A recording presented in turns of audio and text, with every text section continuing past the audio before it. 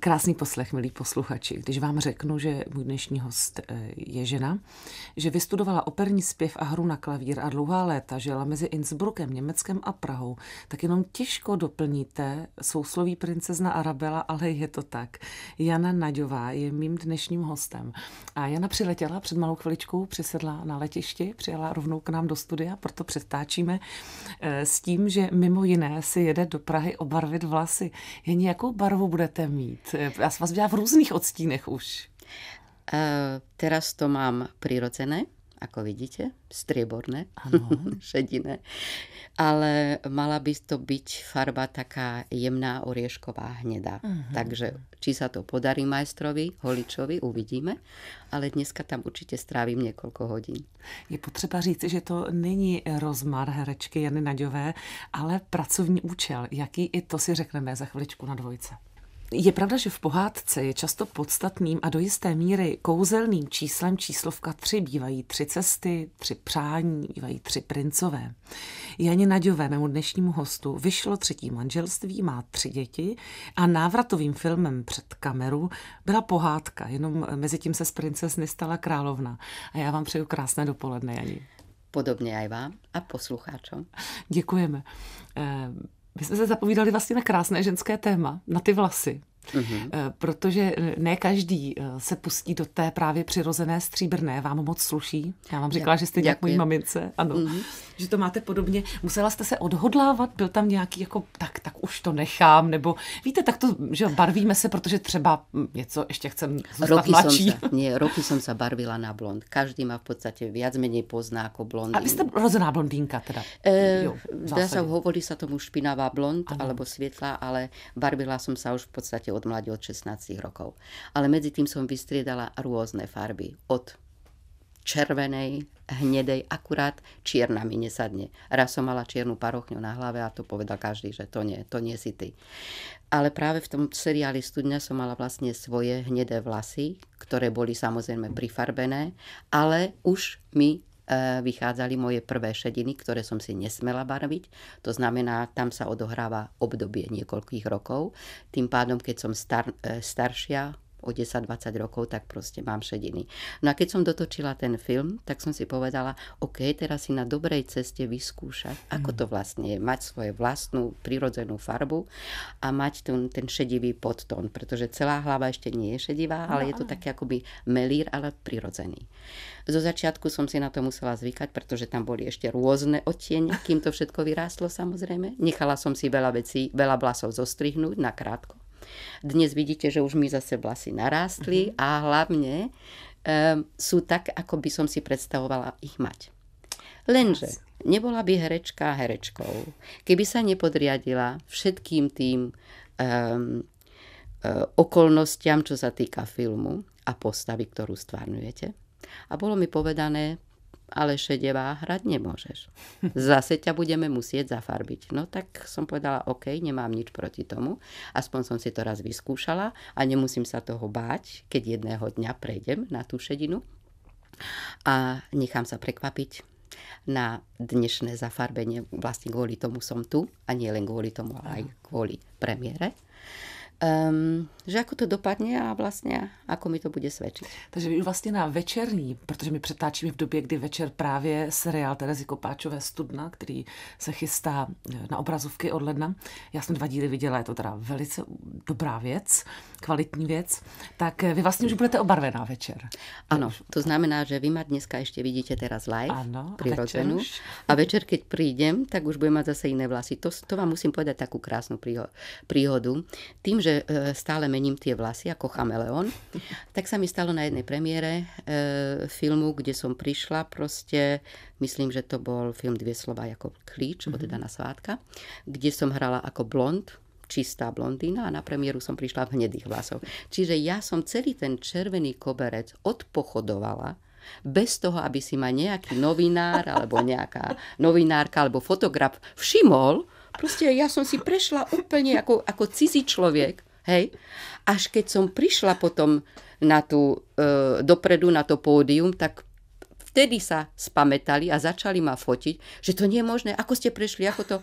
No, nikto si to nevšimol. A to je vlastne tá výhoda, že čo dokážu vlasy urobiť s jedným človekom. Že vás tak zmenia tú celú vašu vizáž, že?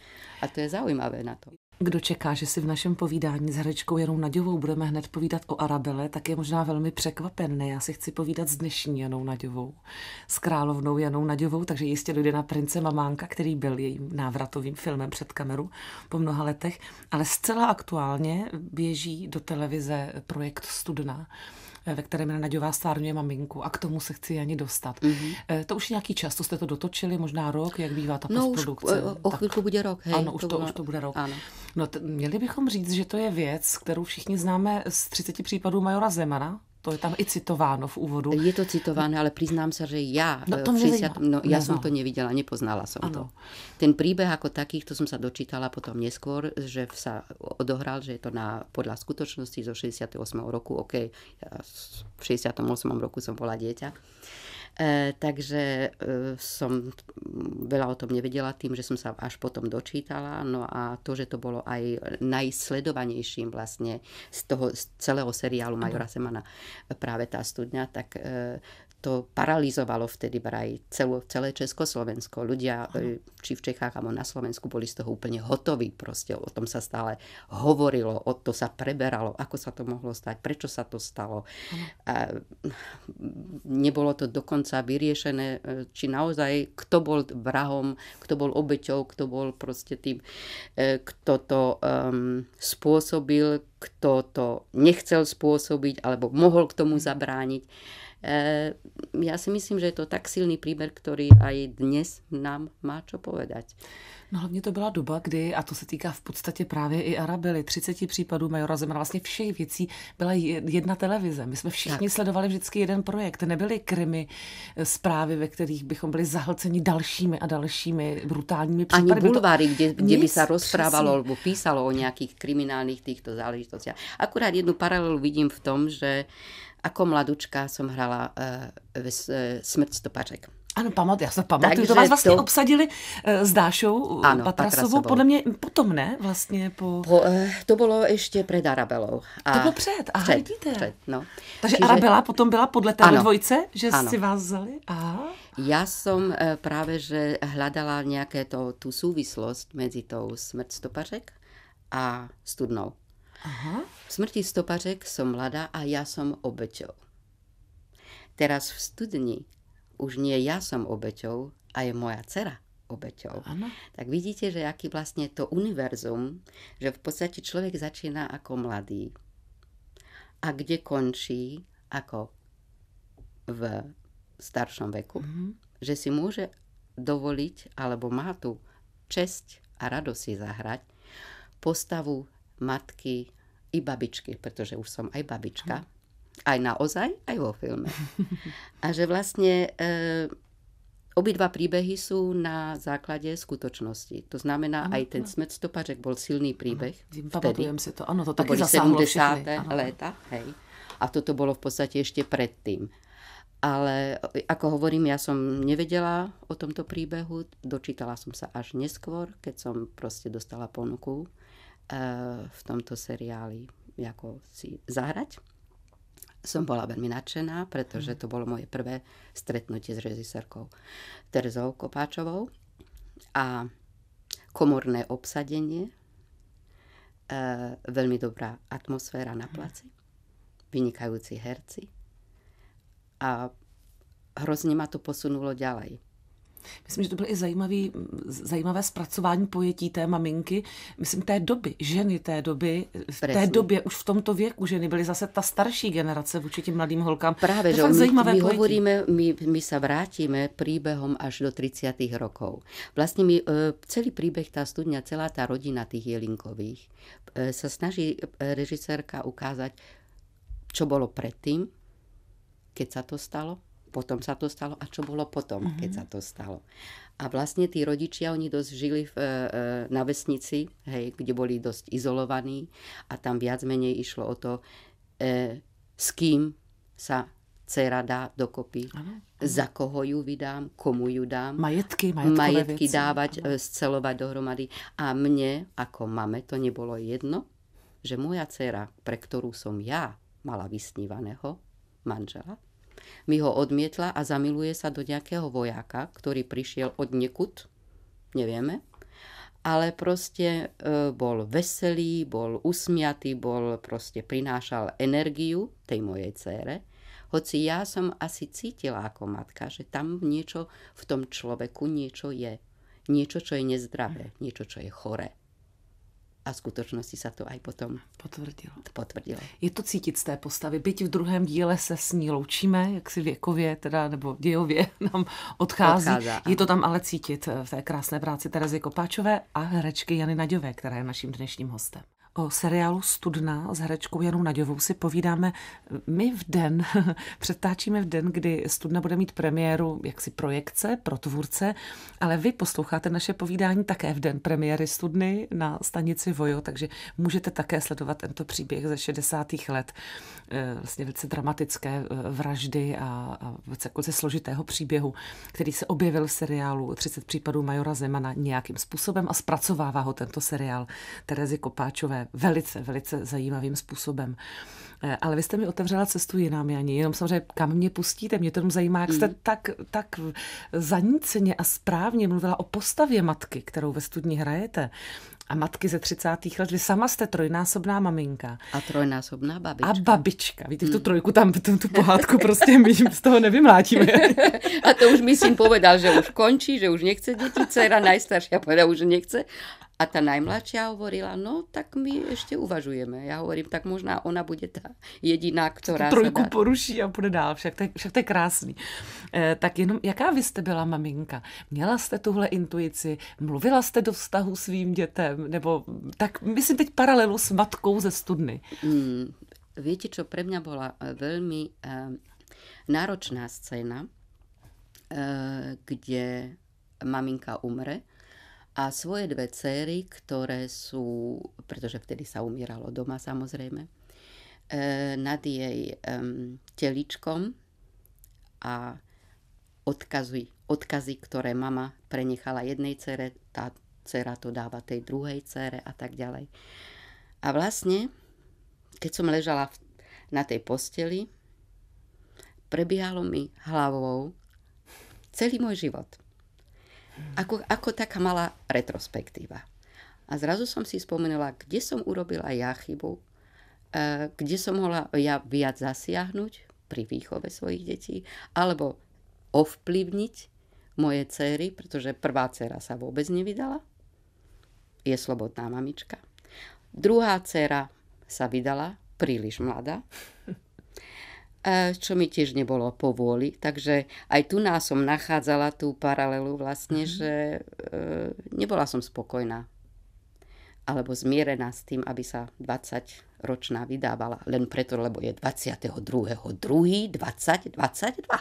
A ona mala 20 rokov.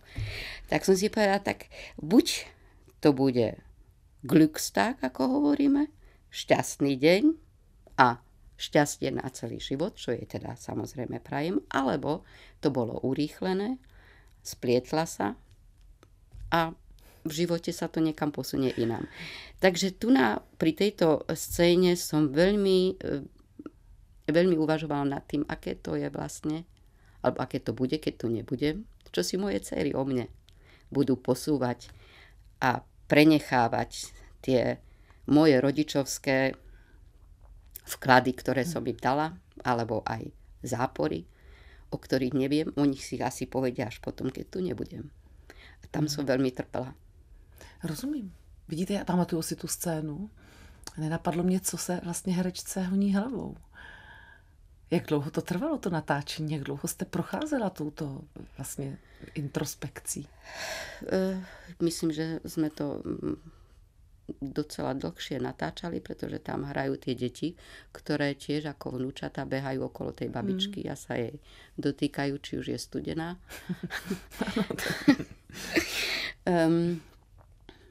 Bola to chvíľka to byla. Pre mňa to bolo asi ako keď sa vám zastaví film alebo hodina a máte pocit, že sa to točí nekonečne dlho. Samozrejme, nebolo to nekonečne dlho, ale pre mňa to bolo v tom momente nekonečne dlho.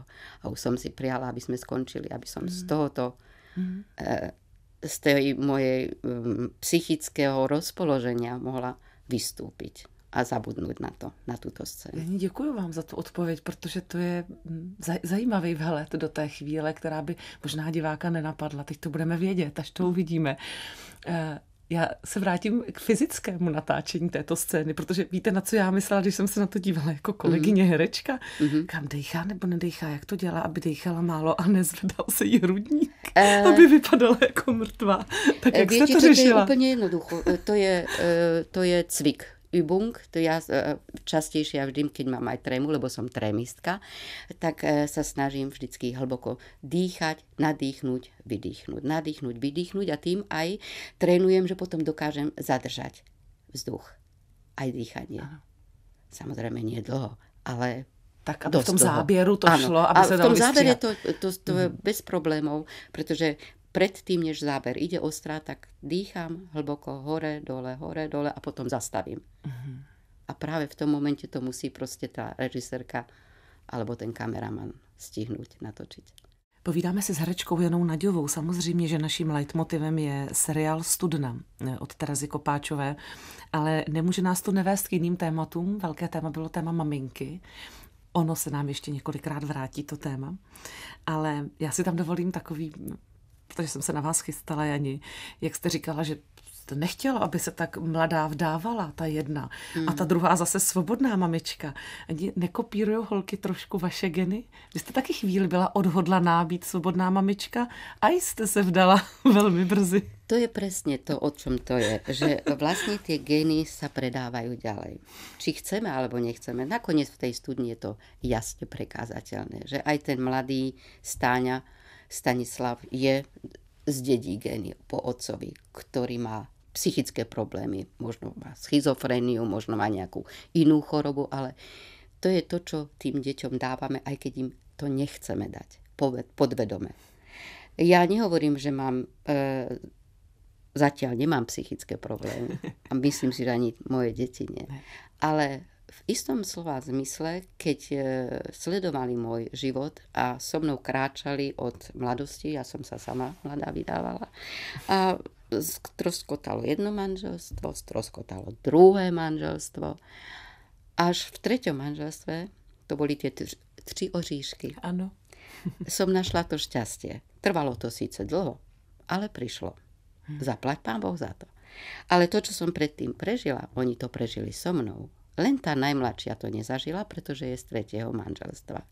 Takže neviem, že či skutočne aj po tejto stránke, to by musel psychológ mi potvrdiť, že aj to niekde je zakotvené, že tie deti majú v sebe, no keď mame to nevyšlo, tak asi aj mne to nevyjde, a radšej budem sama, alebo nechcem zažiť nejaké trauma, alebo nejaký toxický vzťah, hej, ktorý aj v studni, hovorím ja, ano. Moja dcera s jej manželom vedie jeden toxický rodinný manželský vzťah. A agresie, tam sa uvidí až dosť, až moc, ktoré v podstate vyvrcholia až v úmrtie a zabití. Tak ďaleko som ale nechcela. V skutočnom živote to u mňa nebolo, našťastie.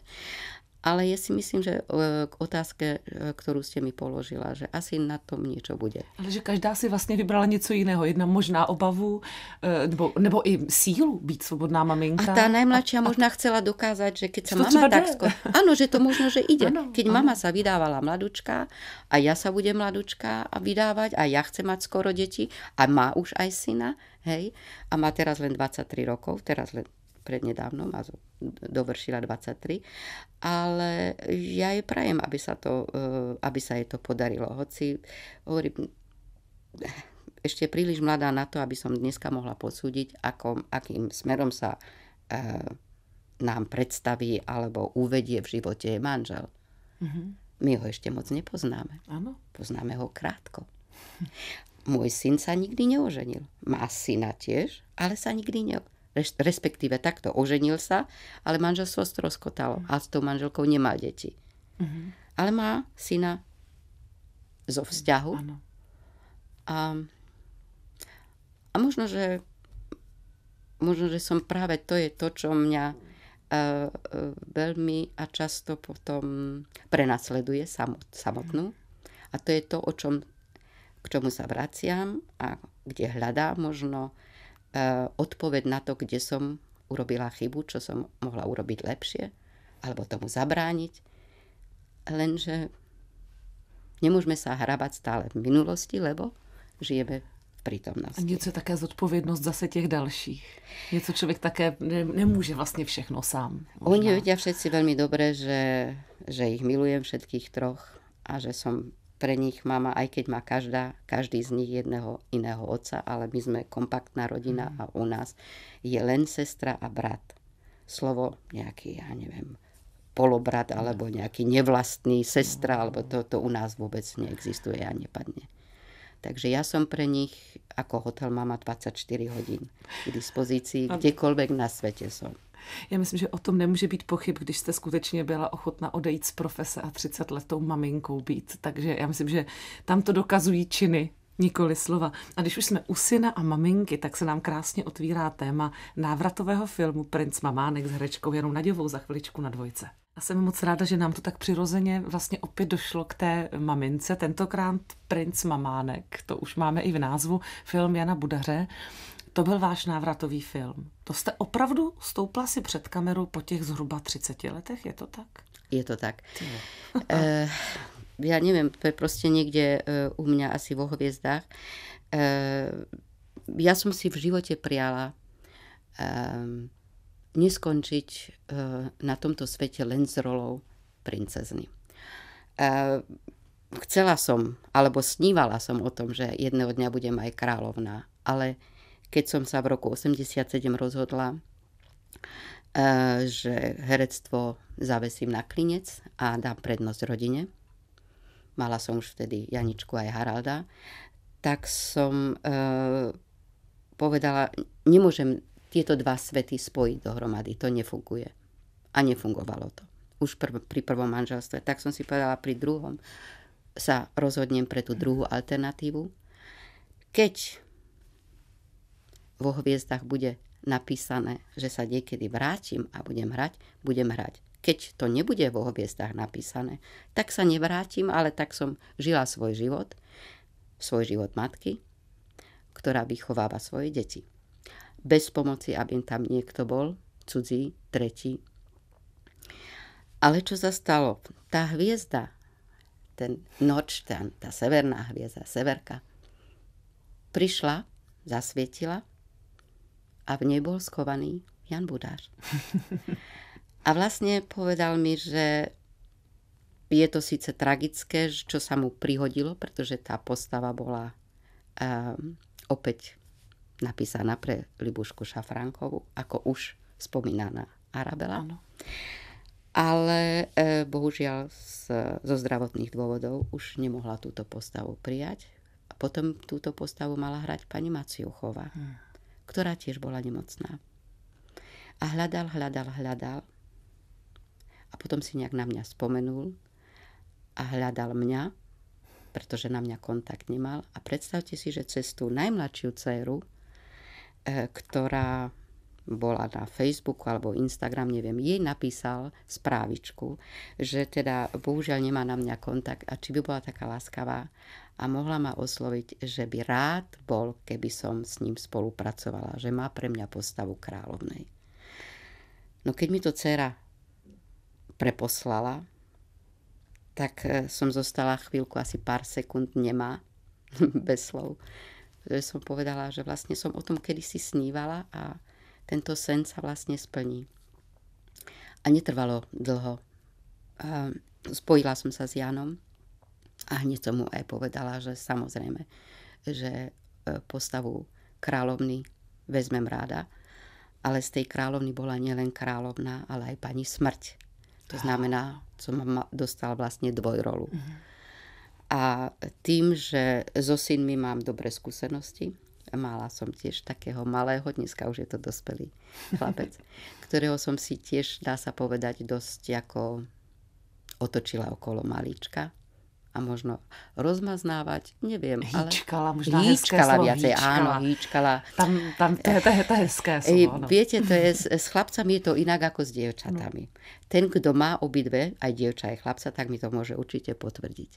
Že ku chlapcovi, ale aj ten chlapec, pretože cíti mamu, to je to iné ženské, to ženské pohlavie, to mamine prso, hej, tá mama vonia. Pre tú dceru to nie je až také adekvátne proste moja vôňa alebo moje prsia, ale pre chlapca áno. A vlastne s tým vyrastá a vyvíja sa k nemu vzťah k tej ženskej postave a k tomu, že vôbec k ženskosti. Môže sa to ubrať aj inou cestou. Samozrejme, že môže aj on zoženštiť a byť z neho, povedzme, mať iné smerovanie. Človek to nikdy nemôže vylúčiť. Ale vztah k žene ako takové sa tam buduje, to je pravda. Presne tak. A práve u tohto mamánka to bolo presne to, kde mama zase mala nad ním veľkú ruku, dávala mu všetko, čo ten chlapec chcel. Od základu, od hudobného nadania, výtvarného, divadelného, to divadielko tam. Ale jediné, čo mu nedala, slobodu. Chlapec bol v zlatej klietke.